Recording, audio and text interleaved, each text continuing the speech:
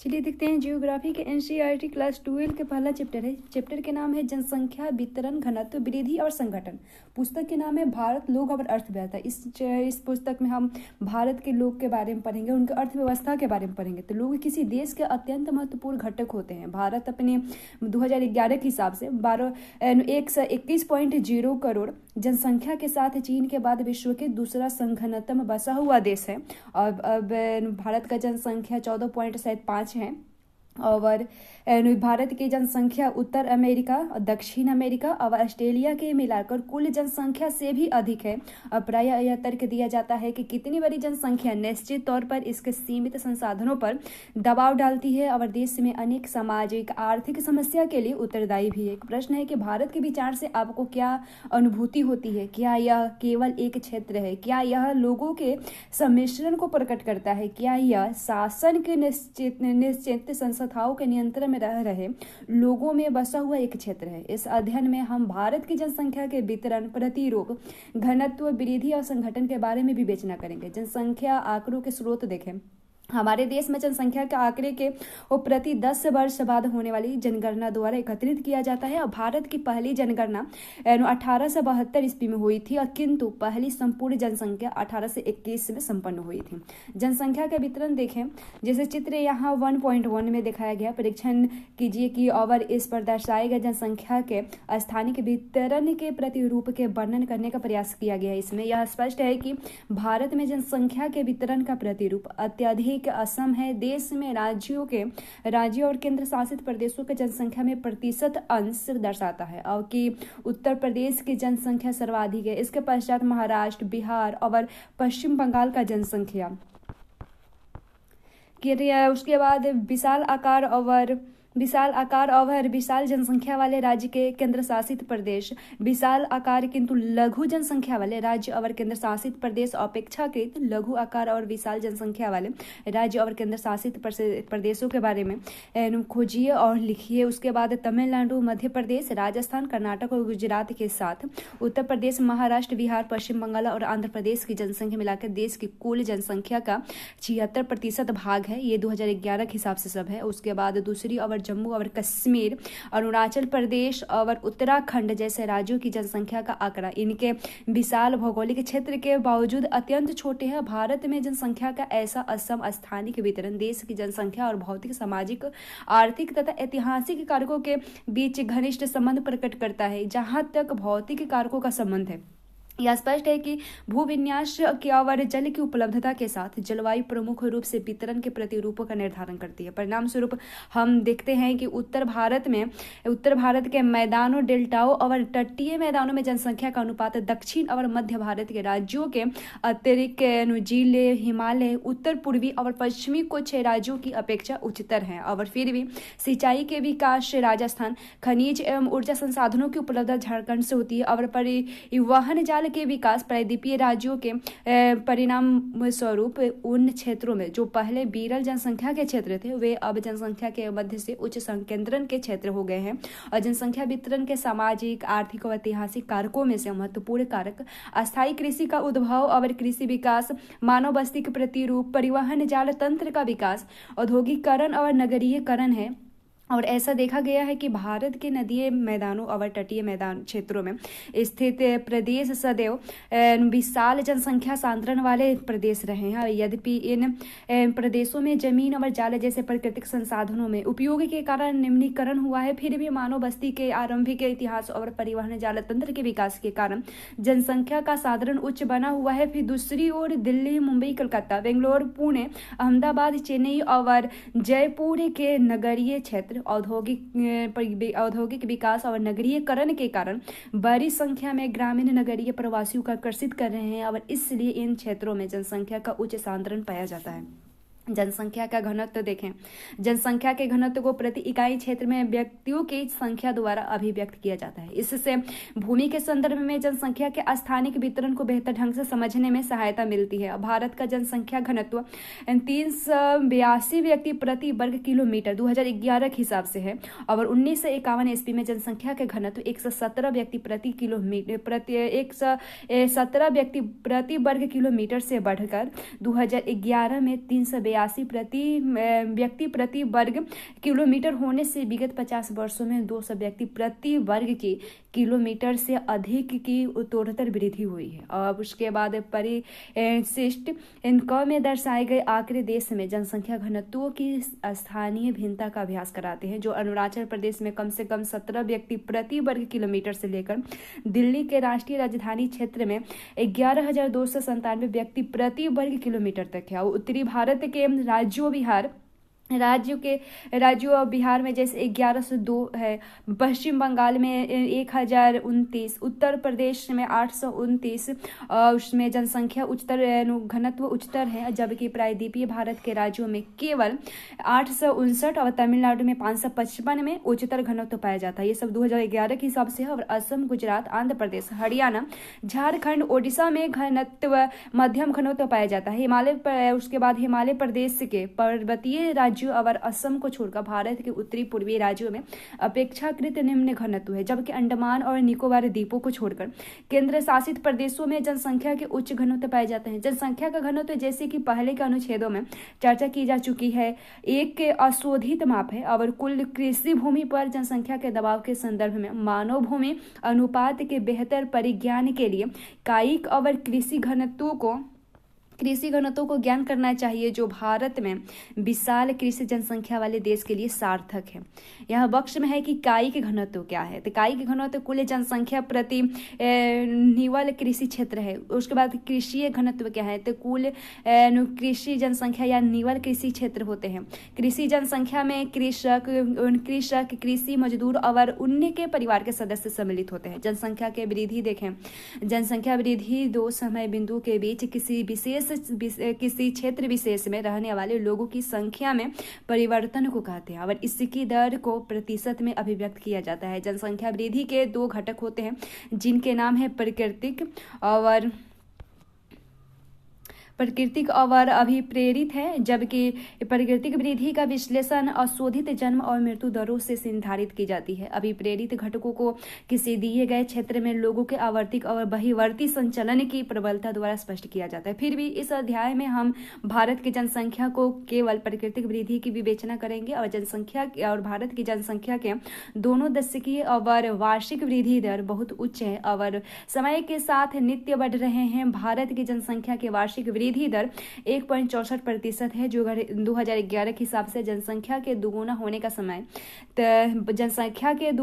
का समय वर्तमान वार्षिक वृद्धि दर पर किसी भी जनसंख्या के दुगुना होने में लगने वाला समय है। और विगत एक शताब्दी में भारत में जनसंख्या की वृद्धि वार्षिक जन्म दर और मृत्यु दर तथा प्रवास की दर के कारण हुई है और इसलिए यह वृद्धि विभिन्न प्रवृत्तियों को दर्शाती है। इस अवधि में वृद्धि की 4 सुस्पष्ट प्रवस्थाओं को भी दिया गया है। जैसे प्रवस्था का है तो 1901 से 1921 की अवधि को भारत की जनसंख्या की वृद्धि की रुद्र अथवा स्थिर प्रवस्था कहा जाता है, क्योंकि इस अवधि में वृद्धि दर अत्यंत निम्न थी। यहाँ तक कि 1911 से 1921 के दौरान ऋणात्मक वृद्धि दर दर्ज की गई और जन्म दर में मृत्यु दर दोनों उच्च थे, जिससे वृद्धि दर निम्न बनी रही और निम्न अवस्था में चिकित्सा सेवाएं, अधिकतर लोगों की निरक्षरता और भोजन और अन्य आधारभूत आवश्यकताओं का अपर्याप्त वितरण इस अवधि में मोटे तौर पर उच्च जन्म और मृत्यु दरों के लिए उत्तरदायी होते हैं। उसके बाद प्रवस्था घ आता है तो 1921 से 1991 के दशकों को जनसंख्या की स्थिर वृद्धि की अवधि के रूप में जाना जाता है। देश भर में स्वास्थ्य और स्वच्छता में व्यापक सुधारों ने मृत्यु दर को नीचे ला दिया है और साथ ही साथ बेहतर परिवहन और संचार तंत्र से वितरण प्रणाली में सुधार हुए। फलस्वरूप अशोधित जन्म दर ऊंची बनी रही है, जिससे पिछली प्रवस्था की तुलना में वृद्धि दर उच्चतर हुई है। 1920 के दशक की महान आर्थिक मंदी और द्वितीय विश्व युद्ध की पृष्ठभूमि में यह वृद्धि दर प्रभावशाली थी। उसके बाद प्रवस्था ग आता है तो 1951 से 81 के दशकों को भारत में जनसंख्या विस्फोट की अवधि के रूप में जाना जाता है। यह देश में मृत्यु दर में तीव्र ह्रास और जनसंख्या के उच्च प्रजनन दर के कारण हुआ। औसत वार्षिक वृद्धि दर 2.2% तक ऊंची रही। स्वतंत्रता प्राप्ति के बाद यह अवधि थी जिसमें एक केंद्रीकृत नियोजन प्रकृति के माध्यम से विकासात्मक कार्यों को आरंभ किया गया और अर्थव्यवस्था सुधारने लगे, जिससे अधिकांश लोगों के जीवन की दशाएं में सुधार सुनिश्चित हुआ। परिणाम स्वरूप जनसंख्या की प्राकृतिक वृद्धि उच्च और वृद्धि दर उच्चतर हुई और इसके अतिरिक्त तिब्बतियों, बांग्लादेशियों, नेपालियों को देश में लाने वाले बढ़ते अंतर्राष्ट्रीय प्रवास और यहाँ तक के पाकिस्तान से आने वाले लोग भी उच्च वृद्धि दर में योगदान दिए। उसके बाद आता है प्रवस्था घट। 1981 के पश्चात वर्तमान तक देश की जनसंख्या की वृद्धि दर भी उच्च बनी रही है, परंतु धीरे धीरे मंद गति से घटने वाले ऐसी जनसंख्या वृद्धि के लिए अशोधित जन्म दर की अधोमुखी प्रवृत्ति को उत्तरदायी माना जाता है। बदले में यह देश में विवाह के समय औसत आयु में वृद्धि, जीवन की गुणवत्ता, विशेष रूप से स्त्री शिक्षा में सुधार से प्रभावित हुई है। देश में जनसंख्या की वृद्धि दर अभी भी उच्च है और विश्व विकास रिपोर्ट द्वारा यह प्रक्षेपित किया जाता है कि 2025 तक भारत की जनसंख्या 135 करोड़ स्पर्श हो जाएगी और यह अब तक किया गया विश्लेषण औसत वृद्धि दर को दर्शाता है। किंतु देश में एक जनसंख्या क्षेत्र में से दूसरे क्षेत्र में वृद्धि दर में विस्तृत भिन्नता पाई गई है, जिसकी विवेचना नीचे की गई है। जनसंख्या वृद्धि में क्षेत्रीय भिन्नताएं क्या है? तो 1951 से 2001 के दौरान भारत के राज्यों और केंद्र शासित प्रदेशों में जनसंख्या की वृद्धि दर सुस्पष्ट प्रतिरूप दर्शाती है। केरल, कर्नाटक, तमिलनाडु, आंध्र प्रदेश, ओडिशा, पुडुचेरी और गोवा जैसे राज्यों में निम्न वृद्धि दर पाई जाती है, जो दशक में 20% से अधिक नहीं हुई है। केरल में न केवल इन वर्ग के राज्यों में बल्कि पूरे देश में भी निम्नतम वृद्धि दर्ज की गई है और देश के उत्तरी, पश्चिमी, उत्तर और उत्तर मध्य भारतों में पश्चिम से पूर्व स्थित राज्यों की एक सतत पेटी में दक्षिणी राज्यों की अपेक्षा उच्च वृद्धि दर पाई गई है। इस पेटी के राज्यों जैसे गुजरात, महाराष्ट्र, राजस्थान, पंजाब, हरियाणा, उत्तर प्रदेश, उत्तराखंड, मध्य प्रदेश, सिक्किम, असम, पश्चिम बंगाल, बिहार, छत्तीसगढ़ और झारखंड में औसत वृद्धि दर 20 से 25% है और रही है और वर्ष 2001 से 2011 के दौरान सभी राज्यों और केंद्र शासित प्रदेशों में पिछले दशक यानी 1991 से 2001 तक की तुलना में जनसंख्या वृद्धि दर धीमी रही है। 6 सर्वाधिक जनसंख्या वाले राज्यों उत्तर प्रदेश, महाराष्ट्र, बिहार, पश्चिम बंगाल, आंध्र प्रदेश और मध्य प्रदेश में भी 1991 से 2001 की तुलना में 2001 से 2011 में दशकीय वृद्धि दर कम रही है। आंध्र प्रदेश में सबसे कम तक महाराष्ट्र में सर्वाधिक गिरावट आई थी और 6.7% की गिरावट आई थी। तमिलनाडु में 3.9% तथा पुडुचेरी में 7.1% पिछले दशक की तुलना में 2001 से 2011 में कुछ वृद्धि दर दर्ज किए गए थे। एक प्रश्न आता है कि एक ओर उत्तर पूर्वी राज्यों और दूसरी ओर कुछ केंद्र शासित प्रदेशों जैसे पुडुचेरी, लक्षद्वीप, अंडमान और निकोबार द्वीप समूह को छोड़कर उसमें अति उच्च वृद्धि दर क्यों पाई जाती है? उसके बाद देखते हैं भारत में जनसंख्या वृद्धि का एक महत्वपूर्ण पक्ष इसके किशोरों की वृद्धि है और वर्तमान में किशोरों अर्थात 10 से 19 वर्ष के आयु वर्ग का अंश 20.9% है 2011 के हिसाब से, जिसमें 52.7% किशोर और 47.3% किशोरियां सम्मिलित है। किशोर जनसंख्या यद्यपि उच्च संभावनाओं से युक्त युवा जनसंख्या समझी जाती है, यद्यपि इन्हें समुचित ढंग से मार्गदर्शित और दिशा निर्देश न दिया जाए तो वे काफी सुभेद भी हो सकते हैं। और जहां तक इन किशोरों का संबंध है, समाज के समक्ष अनेक चुनौतियां हैं, जिसमें कुछ विवाह की निम्न आयु निरक्षरता, विशेषतः स्त्री निरक्षरता, विद्यालय भीतर छात्र और पुस्तकों के निम्न ग्राह्यता, किशोर माताओं में उच्च मातृ मृत्यु दर और HIV यानी एड्स के संक्रमण की उच्च दर, शारीरिक और मानसिक अपंगता अथवा मंदता, औषध दुरुपयोग और मदिरा सेवन, किशोर उपचार और अपराध करना इत्यादि है। और इन तथ्यों को दृष्टिकोण रखते हुए भारत सरकार ने किशोर वर्गों को उपयुक्त शिक्षा प्रदान करने के लिए कुछ निश्चित नीतियां बनाई है ताकि उनके गुणों का बेहतर मार्गदर्शन और उपयुक्त उपयोग किया जा सके।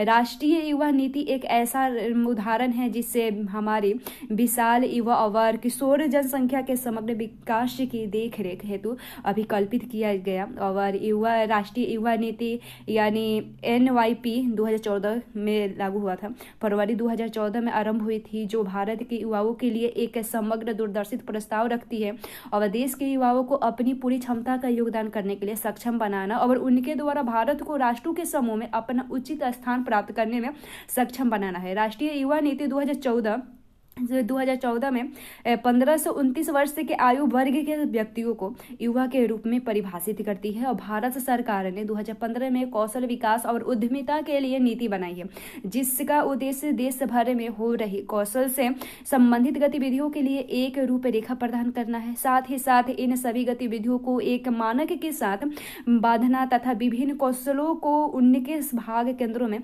साथ जोड़ना है। और ऊपर की गई विवेचना से ऐसा प्रतीत होता है कि देश में दिक और काल के संदर्भ में जनसंख्या के वृद्धि दर में व्यापक भिन्नता पाई जाती है, जो जनसंख्या की वृद्धि में संबंधित अनेक सामाजिक समस्याओं को उजागर करती है। फिर भी जनसंख्या के वृद्धि प्रतिरूप को बेहतर अंतर्दृष्टि प्राप्त करने के लिए आवश्यक है कि जनसंख्या के सामाजिक संगठन की पड़ताल की जाए। और जनसंख्या संगठन देखें, जनसंख्या संगठन जनसंख्या भूगोल के अंतर्गत अध्ययन का एक सुस्पष्ट क्षेत्र है, जिसमें आयु एवं लिंग के विश्लेषण, निवास का स्थान, मानव जातीय लक्षण, जनजातीय, भाषा, धर्म, वैवाहिक स्थिति और साक्षरता और शिक्षा, व्यावसायिक विशेषताएं आदि का अध्ययन किया जाता है। इस खंड में ग्रामीण नगरीय विशेषताओं, भाषा, धर्म और व्यवसाय के प्रति रूपों के संदर्भ में भारत की जनसंख्या के संगठन की विवेचना की जाएगी।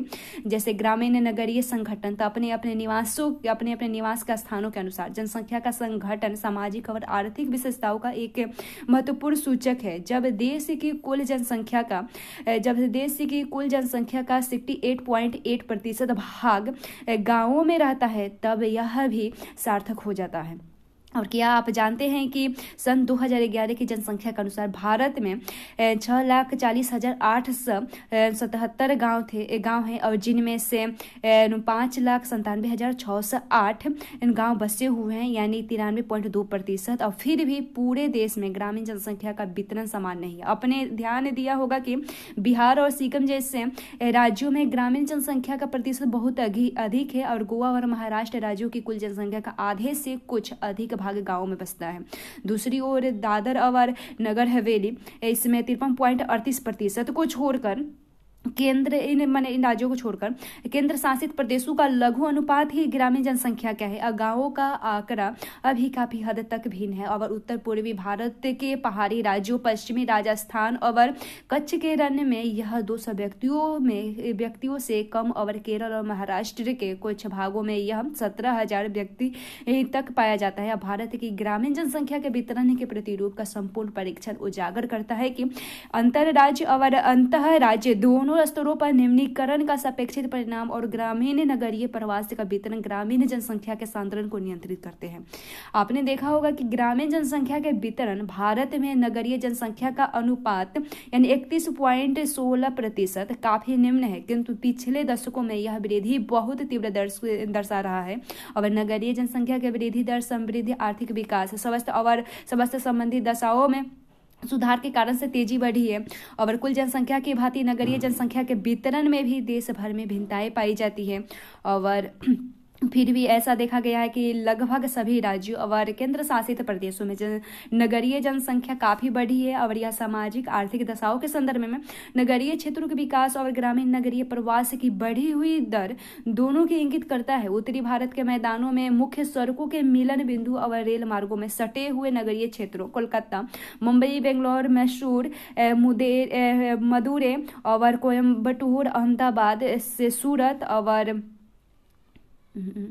रेल मार्गों से सटे हुए नगरीय क्षेत्र जैसे कोलकाता है, मुंबई है, बेंगलोर से मैसूर है और मदुरै से कोयम्बटूर है, अहमदाबाद से सूरत और दिल्ली, कानपुर और लुधियाना से जलंधर में ग्रामीण नगरीय प्रवास से सुस्पष्ट है। कृषि की दृष्टि से प्रगति रुद्ध मध्य में निम्न गंगा के मैदानों, तेलंगाना, असिंचित पश्चिमी राजस्थान, उत्तर पूर्वी के दूर दराज के पहाड़ी और जनजातीय क्षेत्रों, प्रायद्वीपीय भारत के बाढ़ संभावित क्षेत्रों और मध्य प्रदेश के पूर्वी भाग में निम्नीकरण का स्तर निम्न है। भाषाई संगठन क्या है? तो भारत एक भाषाई विविधता की भूमि है और ग्रियर्सन के अनुसार भारत की भाषाई सर्वेक्षण 1903 से 1928 में देश में 179 भाषाएं और 544 के लगभग बोलियां थी और आधुनिक भारत के संदर्भ में 22 भाषाएं अनुसूचित है और अनेक भाषाएं गैर अनुसूचित है। अनुसूचित भाषाओं में हिंदी बोलने वालों का प्रतिशत सर्वाधिक है। लघुत्तम भाषा वर्ग संस्कृत, बोडो तथा मणिपुरी बोलने वाले के हैं और यह देखा गया है कि 2011 के हिसाब से यह देखा गया है कि देश में भाषाई प्रदेशों की सीमाएं सुनिश्चित और स्पष्ट नहीं है, बल्कि उनका अपने अपने सीमांत प्रदेशों में क्रमिक विलय और अध्यारोपण हो रहा है। और भाषाई वर्गीकरण देखें तो प्रमुख भारतीय भाषाओं के बोलने वाले 4 भाषा परिवारों से जुड़े होते हैं, जिनके उप परिवार शाखाएं अथवा वर्ग है। और इस तालिका में जैसे 1.2 में बेहतर ढंग से समझाया गया है कि यहाँ गया है परिवार ऑस्ट्रेलियन निषाद में 1.38% है। उप परिवार ऑस्ट्रो एशिया और ऑस्ट्रोनेशियन, इसमें शाखा या वर्ग है मान खमेर या मुंडा। तो ये वाक्य क्षेत्र है मेघालय निकोबार द्वीप समूह, पश्चिमी बंगाल, बिहार, उड़ीसा, असम, मध्य प्रदेश, महाराष्ट्र भारत के बाहर है। उसके बाद द्रविड़ आता है, यहाँ 20% है परिवार वाले में। उसके बाद शाखा या वर्ग है दक्षिण द्रविड़, मध्य द्रविड़, उत्तर द्रविड़। इनमें वाक्य क्षेत्र आता है कि बोलने वाले क्षेत्र तमिलनाडु, कर्नाटक, केरल, आंध्र प्रदेश, मध्य प्रदेश, उड़ीसा, महाराष्ट्र, बिहार, उड़ीसा और पश्चिम बंगाल, मध्य प्रदेश आते हैं, वहाँ बोले जाते हैं। उसके बाद चीनी तिब्बती आता है किरात, ये 0.85% है। ये तिब्बती, म्यांमारी और सियानी चीनी है। तो ये शाखा या वर्ग है तिब्बती, हिमालयी, उत्तरी असम और असम म्यांमारी है।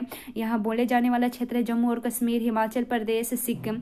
उसके बाद उत्तरी असम में अरुणाचल प्रदेश, असम म्यांमारी में असम, नागालैंड, मणिपुर, मिजोरम, त्रिपुरा, मेघालय है। उसके बाद आता है भारतीय यूरोपीय यानी आर्य में 73% है बोले जाने वाले इंडो आर्य। तो इसमें शाखा वर्ग में ईरानी यानी फारसी, दारदी और भारतीय आर्य। बोले जाने वाले क्षेत्र भारत से बाहर जम्मू और कश्मीर है और जम्मू और कश्मीर पंजाब आर्य, भारतीय आर्य में बोले जाने वाले जम्मू और कश्मीर है, पंजाब, हिमाचल प्रदेश और उत्तर प्रदेश, राजस्थान, हिमाचल प्रदेश, उत्तर प्रदेश, राजस्थान और हरियाणा, मध्य प्रदेश, बिहार, उड़ीसा, पश्चिम बंगाल, असम, गुजरात और महाराष्ट्र, गोवा आते हैं। उसके बाद धार्मिक संगठन आता है। तो धर्म सर्वाधिक भारतीयों के संस्कृति और राजनीतिक जीवन को प्रभावित करने वाले प्रमुख बलों में से एक है। अब धर्म, क्योंकि ये धर्म लोगों के परिवार और सामुदायिक जीवन के लगभग सभी पक्षों के आभासी रूप में व्याप्त होता है। अब यह महत्वपूर्ण है कि धार्मिक संगठन का विस्तार पूर्वक अध्ययन किया जाए। देश में धार्मिक समुदाय का स्थान वितरण दर्शाते हैं कि कुछ निश्चित राज्यों और जिलों में एक धर्म की संख्यात्मक प्रबलता विशाल है, जबकि उसी का दूसरे राज्यों में प्रतिनिधित्व नगण्य है। और भारत बांग्लादेश सीमा और भारत पाक सीमा से यानी भारत बांग्लादेश की सीमा और भारत पाकिस्तान की सीमा से संलग्न जिलों जम्मू और कश्मीर, उत्तर पूर्व के पर्वतीय राज्यों और दक्कन पठार का गंगा के मैदान के संकीर्ण क्षेत्रों को छोड़कर हिंदू अनेक राज्यों में एक प्रमुख समूह के रूप में वितरित हैं, लगभग 70 से 90% तक और इससे भी अधिक हैं। और उसके बाद विशालतम धार्मिक अल्पसंख्यक मुस्लिम जम्मू और कश्मीर, पश्चिम बंगाल और केरल के कुछ जिलों में है, उत्तर प्रदेश के अनेक जिलों में है, दिल्ली में और उसके आसपास के लक्षद्वीप में सांद्रित है। और ईसाई जनसंख्या अधिकांशतः देश के ग्रामीण क्षेत्रों में वितरित होते हैं और मुख्य सांद्रण पश्चिमी तट के साथ गोवा और केरल और मेघालय में, मिजोरम और नागालैंड के पहाड़ी राज्यों में और छोटा नागपुर क्षेत्र और मणिपुर के पहाड़ियों के में देखा जाता है। अधिकांश सिख देश के अपेक्षाकृत छोटे क्षेत्र विशेष रूप से पंजाब, हरियाणा और दिल्ली में संकेंद्रित है। भारत के सबसे छोटे धार्मिक समूह जैन और बौद्ध देश के गिने चुने क्षेत्रों में संकेंद्रित है। जैनियों का प्रमुख संकेंद्र राजस्थान के नगरीय क्षेत्रों, गुजरात और महाराष्ट्र में है, जबकि बौद्ध अधिकांशतः महाराष्ट्र में संकेंद्रित है। बौद्ध बाहुल्य अन्य क्षेत्र सिक्किम, अरुणाचल प्रदेश, जम्मू और कश्मीर में, इनमें लद्दाख, त्रिपुरा और हिमाचल प्रदेश में लाहौल और स्पीति है। और भारत के अन्य धर्मों में अन्य धर्म में जरतुस्त जनजाति और अन्य देशज निष्ठान और विश्वास सम्मिलित है। ये समूह छोटे समूहों में संकेंद्रित है और देश भर में बिखरे हुए हैं। धर्म और भूदृश्य देखें तो भूदृश्य पर धर्मों की औपचारिक अभिव्यक्ति, पवित्र संरचनाओं, कब्रिस्तान के उपयोग और पौधे के प्राणियों के समुच्चय धार्मिक उद्देश्यों के लिए वृक्षों के निकुंजों के माध्यम से प्रकट होता है। पवित्र संरचनाएं पूरे देश में व्यापक रूप से वितरित है। यह स्पष्ट ग्रामीण समाधियों से लेकर विशाल हिंदू मंदिरों, उसके बाद स्मरणार्थ मस्जिदों अथवा महानगरों में शोभायान ढंग से अभिकल्पित बड़े गिरजाघरों तक हो सकती है। अब क्षेत्र के संपूर्ण भूदृश्य को एक विशेष आयाम प्रदान करते हुए इन मंदिरों, मस्जिदों, गुरुद्वारों, मठों और गिरजाघरों के आकार, प्रकार, स्थान, प्रयोग और संख्या में भिन्नता पाई जाती है। उसके बाद है मानक जनगणना परिभाषा किया है। तो मुख्य श्रमिक वह व्यक्ति है जो एक वर्ष में कम से कम 183 दिन या 6 महीने काम करता है। और सीमांत श्रमिक वह व्यक्ति है जो एक वर्ष में 183 दिन से कम दिन काम करता है। श्रमजीवी जनसंख्या का संगठन देखें। आर्थिक स्थिति की दृष्टि से भारत की जनसंख्या को 3 वर्गों में बांटा जाता है, जिनका नाम है मुख्य श्रमिक, सीमांत श्रमिक और अश्रमिक है। और ऐसा देखा गया है कि भारत में श्रमिकों यानी 2 मुख्य और सीमांत का अनुपात 2011 के हिसाब से 39.8% है, जबकि 60% की विशाल संख्या अश्रमिकों की है। और यह एक आर्थिक स्तर को इंगित करता है जिसमें 1:12 अनुपात आश्रित जनसंख्या का है, जो आगे बेरोजगार और अल्प रोजगार प्राप्त लोगों की बड़ी संख्या के होने की संभावना की ओर इशारा करता है। एक प्रश्न है कि श्रम की प्रतिभागिता दर क्या होगी। तो राज्यों और केंद्र शासित प्रदेशों श्रमजीवी जनसंख्या का अनुपात गोवा में लगभग 39.6% है 2011 के हिसाब से। अब दमन एवं दीव में लगभग 49.9% सामान्य भिन्नता दर्शाते हैं। श्रमिकों के अपेक्षाकृत अधिक प्रतिशत वाले राज्य हिमाचल प्रदेश, सिक्किम, छत्तीसगढ़, आंध्र प्रदेश, कर्नाटक, अरुणाचल प्रदेश, नागालैंड, मणिपुर और मेघालय। केंद्र शासित प्रदेशों में दादर और नगर हवेली तथा दमन और दीव की प्रतिभागिता दर ऊंची है। और भारत जैसे देश के संदर्भ में ऐसा समझा जाता है कि आर्थिक विकास के निम्न स्तरों वाले क्षेत्रों में श्रम की सहभागिता दर ऊंची है, क्योंकि निर्वाह अथवा लगभग निर्वाह की आर्थिक क्रियाओं के निष्पादन के लिए अनेक कामगारों की जरूरत पड़ती है। आज भारत की जनसंख्या के व्यावसायिक संगठन, जिसका वास्तव में अर्थ किसी व्यक्ति की खेती, विनिर्माण, व्यापार, सेवाओं तथा किसी भी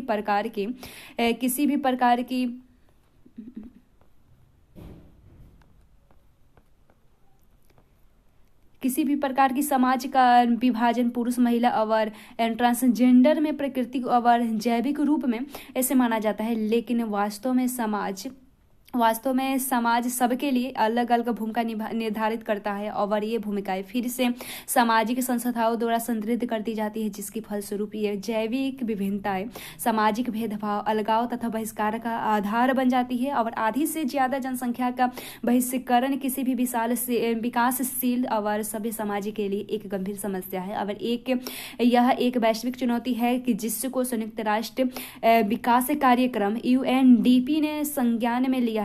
और UNDP के अनुसार यह विकास के सभी जेंडर सम्मिलित नहीं होते हैं, तो ऐसा विकास से लुप्त प्राय हो जाता है, इसे माना जाता है। उसके बाद सामान्य जन में किसी भी प्रकार के भेदभाव और विशेष रूप से जेंडर के आधार पर भेदभाव मानवता के प्रति एक अपराध है, इसलिए सभी के लिए शिक्षा, रोजगार, राजनीति, प्रतिनिधित्व के समान अवसर, सामान्य कार्य के लिए एक वेतन होना चाहिए। उसके बाद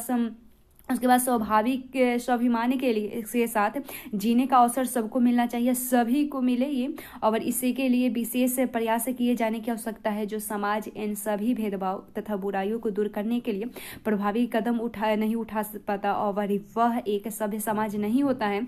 भारत सरकार ने इन सभी को संज्ञान में लेते हुए तथा भेदभाव से होने वाले दुष्प्रभावों को ध्यान में रखते हुए राष्ट्रीय स्तर पर बेटी बचाओ बेटी पढ़ाओ सामाजिक अभियान चलाया था। और व्यावसायिक क्रियाओं में लगे होने से द्वितीयक और तृतीयक सेक्टरों की तुलना में प्राथमिक सेक्टर को श्रमिकों के एक बड़े अनुपात को दर्शाती है। कुल श्रमजीवी जनसंख्या का लगभग 94.6% कृषक और कृषि मजदूर है, जबकि केवल 3.8% श्रमिक घरेलू उद्यमों में लगे हुए हैं और 41.6% यह श्रमिक है जो गैर घरेलू उद्यमों, व्यापार, वाणिज्य, निर्माण और विनिर्माण, मरम्मत और अन्य सेवाओं में कार्यरत है। जहां तक कि देश की पुरुषों और स्त्रियों की जनसंख्या के व्यवसाय का प्रश्न है, पुरुष श्रमिकों की संख्या स्त्री की जनसंख्या से तीनों सेक्टर में अधिक है और व्यवसाय के संपर्क में 2011 की जनसंख्या में भारत की श्रमजीवी जनसंख्या को